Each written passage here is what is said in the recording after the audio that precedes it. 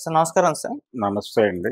Sir film ఛాంబర్‌కి సంబంధించి ఒక చిన్న ఇష్యూ ఏదో అయితే జరుగుతూ అయితే ఉంది సార్. నిన్న చాలా మంది సినీ ప్రముఖులు క్యాండిల్ ర్యాలీ తీశారు. సేవ్ ఫిల్మ్ ఛాంబర్ అంటూ నినాదాలు కూడా ఇవ్వడం జరిగింది. అసలు ఏం జరిగింది? ఎందుకు ఈ పరిస్థితి వచ్చింది? మరి దీనికి సంబంధించి ఏం జరిగింది సార్? ఫిలిం ఛాంబర్ బిల్డింగ్ తీసేసి అక్కడ వేరే నిర్మాణం జరపాలి అని ఫిలిం నగర్ హౌసింగ్ సొసైటీ అనుకుంటోంది. ఆ హౌసింగ్ సొసైటీ కూడా సినిమా పెద్దలదే. ఫిలిం నగర్ కి ప్రభుత్వం స్థలాలు కేటాయించినప్పుడు అక్కడ ఒక హౌసింగ్ సొసైటీ ఏర్పడింది. అది సినీ ప్రముఖులే వాళ్ళే ఏర్పడ్డారు. ఏర్పడి ఇండివిజువల్స్ కి స్థలాలు కేటాయింపులు జరిగినాయి. వచ్చినటువంటి అప్లికేషన్లు అన్ని సార్ట్ అవుట్ చేసి ఒక్కొక్కళ్ళకి ఇక్కడ ఇక్కడ అంటూ ఇచ్చుకుంటూ వెళ్ళారు. ఆ పంపిణీ కార్యక్రమం ఇవన్నీ నిర్వహించడానికి ఒక కార్యాలయం ఉండాలి కాబట్టి ఛాంబర్ కి ఒక సెంటర్ గా ఉంటుందని ఆ ప్రాంతంలో ఒక బిల్డింగ్ కట్టారు. అప్పటి నుంచి అదే ఫిలిం సెంటర్ గా డెవలప్ అవుతోంది. అంటే ఫిలిం నగర్ సెంటర్ మాత్రమే కాదు, అది ఫిలిం యాక్టివిటీస్ కి ఒక అధికారిక కార్యక్రమాలు. ఇప్పుడు ఛాంబర్ ఉంది, దానిలోనే హౌసింగ్ సొసైటీ ఆఫీస్ కూడా ఉంది, నిర్మాతల మండలి అందులోనే ఉంది, వీళ్ళందరూ కొన్ని ప్రొడక్షన్ హౌస్ల ఆఫీసులు కూడా అందులోనే ఉన్నాయి, కేఎస్ రామారావు గారి ఆఫీస్ అందులోనే ఉంది. కాబట్టి వీళ్ళందరూ కలిసి ఇది మనదే అనుకుంటున్నారు. కానీ యాక్చువల్గా అప్పుడు ఆ రోజున రాసుకున్నప్పుడు ఈ బిల్డింగ్ 30 సంవత్సరాలకి లీజుకి రాసుకున్నారట. ఈ స్థలం ఛాంబర్కి ఇస్తున్నట్టు 30 years లీజుకి మాత్రమే రాసుకున్నారు. అది అయిపోయింది, ఈ సంవత్సరంతో ముగుస్తుంది ఆ గడువు. ఆ గడువు ముగిసిన తర్వాత వాట్ నెక్స్ట్ అనేది హౌసింగ్ సొసైటీలో ఒక డిస్కషన్.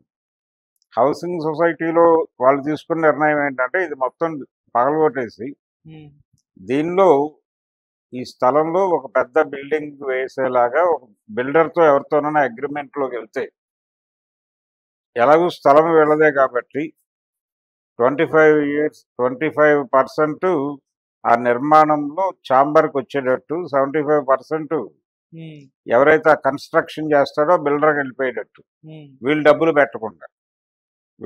పెట్టకుండా ఈ 30 ఏళ్ల క్రితం కట్టినటువంటి బిల్డింగ్ను తీసేసి కొత్త బిల్డింగ్ కన్స్ట్రక్ట్ చేసి కొత్త వాతావరణంలో కొంత భాగం వీళ్ళకి అప్పచెప్పేటట్టు, అది 25% మాత్రమే. అంటే ఇప్పుడున్నటువంటి ఆఫీసులన్నీ అకామిడేట్ అయిపోతాయి దానిలో. ఇప్పుడున్న ఛాంబరు దానిలో ఉన్న కార్యాలయాలు మాత్రమే కాదు, ఇంకొన్ని కార్యాలయాలను కూడా అకామిడేట్ చేయొచ్చు అనేది వాళ్ళ ఉద్దేశం. ఇప్పుడు దర్శకుల సంఘం బయటే ఉంది, నిర్మాతల మండలి మాత్రమే దానిలో ఉంది. దర్శకుల సంఘం బయటే ఉంది, రచయితల సంఘం బయటే ఉంది, ఇలా చాలా యూనియన్స్ బయటే ఉన్నాయి, అన్నీ అక్కడ లేవు. 24 అంటున్నారు కానీ ఇప్పుడు 25 క్రాఫ్ట్స్ అంటున్నారు. ఈ 25 క్రాఫ్ట్స్ కి సంబంధించిన కార్యాలయాలన్నీ అక్కడే ఉండాలని మొదట్లో అనుకున్నారు, కానీ ఆ పరిస్థితి లేదు, అందుకని అక్కడ లేవు కూడా. ఇది నడుస్తున్నటువంటి చరిత్ర.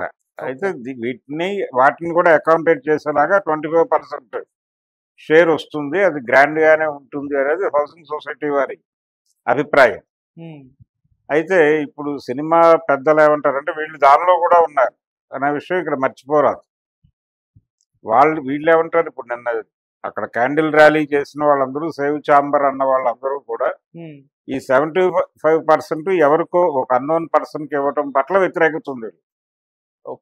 అలా కాదు, మొత్తం అక్కడ ఏ నిర్మాణం జరిగినా అది ఛాంబర్కే చెందాలి అనేది డెసిషన్. దాన్ని అంటే హౌసింగ్ సొసైటీ మీద ప్రెజర్ పెట్టడం కోసం జరిపినటువంటి కార్యక్రమం అది. ఇప్పుడు మా అసోసియేషన్ అందులోనే ఉంది, వాళ్ళు వేరే బిల్డింగ్ కట్టుకుని వెళ్ళిపోతా ఉన్నారు చాలా కాలం క్రితమే, కానీ జరగలే, స్టిల్ ఇప్పటికే అక్కడే ఉంది. కాబట్టి ఇంతమందికి నీడనిస్తున్నటువంటి ఆ బిల్డింగ్ ని చేజార్చుకోవడం కరెక్ట్ కాదు అనేది కొంతమంది అభిప్రాయం ఏమో అది కన్స్ట్రక్షన్ ఇచ్చేస్తే కొత్త ఏరియా వస్తుంది కదా మనకి, 30 years ఓల్డ్ కన్స్ట్రక్షన్ ఎందుకు, ఒక కొత్త నిర్మాణంలోకి వెళ్ళటం అనేది మంచిదే, ఇంకొంచెం గ్రాండ్గా ఉండొచ్చు కూడా కదా, ఎందుకు దానికి అభ్యంతరం చెప్పాలి అని ఒక సెక్షన్ హౌసింగ్ సొసైటీ నిర్ణయాన్ని బలపరిచే వర్గం కూడా ఒకటి ఉంది. అయితే ఇవన్నీ కాదు, అక్కడ ఎవరికి ఇవ్వరాదు, నిర్మాణం మనమే జరపాలి, మనం జరిపి మనకే వినియోగించాలి, ఇది ప్రతి అంగుళము కూడా సినిమా పరిశ్రమకు ఉపయోగపడాలి తప్ప వ్యక్తులుగా లేదా బయట సంస్థలకి ఉపయోగపడేలాగా ఈ స్థలాన్ని అలా వాడటం కరెక్ట్ కాదు. అవసరమైతే మనమే రంగంలోకి దిగి మనమే నిర్మాణం చేపడదాం, మనమే డబ్బులు కలెక్ట్ చేద్దాం, ఏదైనా చేద్దాం. అనుకున్నట్టుగా పెద్ద స్ట్రక్చరే తీసుకొద్దాం.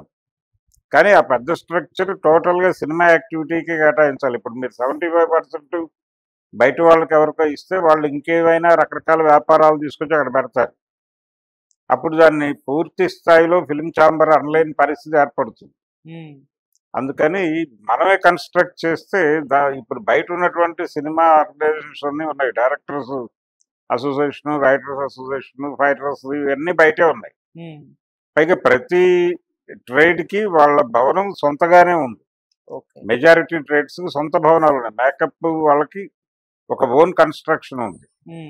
ఇలా వాళ్ళకి వాళ్ళు సెటిల్ అయిపోయారు కాబట్టి ఇప్పుడు వాళ్ళందరినీ మళ్ళీ పీక్కొచ్చి ఇందులో పెట్టాల్సిన అవసరం ఉందా అనే ఆర్గ్యుమెంట్ కూడా ఒకటి ఉంది. అయితే ఇలాంటి సదుపాయం లేనటువంటి వాళ్ళని ఇక్కడ అకామిడేట్ చేయొచ్చు. అలాగే ప్రొడక్షన్ హౌసులకు ఇవ్వచ్చు. లేకపోతే ఇతర యాక్టివిటీస్ ఏదన్నా ఐటీకి సంబంధించిన యాక్టివిటీ చాలా పెరిగింది సినిమాల్లో, వాళ్ళని అకామిడేట్ చేయొచ్చు. వాళ్ళ తాలూకా కార్యాలయాలు ఇక్కడ పెట్టుకుంటే కన్వీనియంట్గా ఉంటుంది అందరికీ అనేది ఒక ఆలోచన, ఒక బీజ రూపంలో ఉన్నటువంటి ఆలోచన. దీనిలో ఉన్న సాధక బాధకాలు కూడా వాళ్ళు చర్చించి డిసైడ్ చేసుకోవాలి. ముందు సొసైటీకి ఛాంబర్కి ఏదో అంటే హౌసింగ్ సొసైటీకి ఛాంబర్కి ప్రొడ్యూసర్లకి మధ్య గ్యాప్స్ ఉన్నాయనేది నిన్నటి కార్యక్రమం ద్వారా ప్రపంచానికి అర్థమైంది. అందరూ ఒకే చోట ఉన్నప్పుడు కలిసి కూర్చుని మాట్లాడుకుని సార్ట్అవుట్ చేసుకోవచ్చు కదా. ఎందుకు ఏ ఇష్యూ లేని దాన్ని తీసుకొచ్చి రోడ్డు మీద గొడవ చేస్తున్నారు అని చాలా మంది చిరాకు పడుతున్న పరిస్థితి కూడా ఉంది ఈ జరుగుతున్న వ్యవహార శైలి మీద. సో ఇది సార్ట్అవుట్ అయ్యే గొడవే. నిర్మాణం వాళ్ళు చేయాలా, బయట వాళ్ళు చేయాలా, మనం చేయాలా అని. మురళీమోహన్ లాంటి సమర్థుడైన బిల్డర్ ఉన్నప్పుడు వీళ్ళు టేక్ ఓవర్ చేసి టేకప్ చేయడం మంచిదే. అందుకని బహుశా ఆ నిర్ణయంలో భాగంగా ఆ నిర్మాణానికి సంబంధించిన వ్యవహారాలన్నీ మనమే చూద్దామంటే మేబీ మురళీమోహన్ గారు ఆల్రెడీ యాక్టివిటీలో ఉన్నాడు కాబట్టి ఆయన సారథ్యంలో జరిగితే బాగుంటుందని ఫీల్ అయ్యి అందరూ రోడ్డు మీదకి వచ్చారా అనేది ఒక డౌట్. కానీ దీనికంటే కూడా ఆ ఏదైతే ఆ ప్రాంగణం ఉందో ఆ ప్రాంగణంలో ప్రతి అంగుళము సినిమా పరిశ్రమకే ఉపయోగపడాలి, సినిమా పరిశ్రమకు సంబంధించిన కార్యాలయాలకు మాత్రమే ఉండాలి అనే డిమాండ్ని బలపరచవచ్చు. అది తప్పేం లేదు. చాలా సందర్భాల్లో ఇలా జరుగుతూ ఉంటుంది. లోకల్స్కి ప్రాధాన్యత లేకుండా పోతుంది చాలా చోట్ల.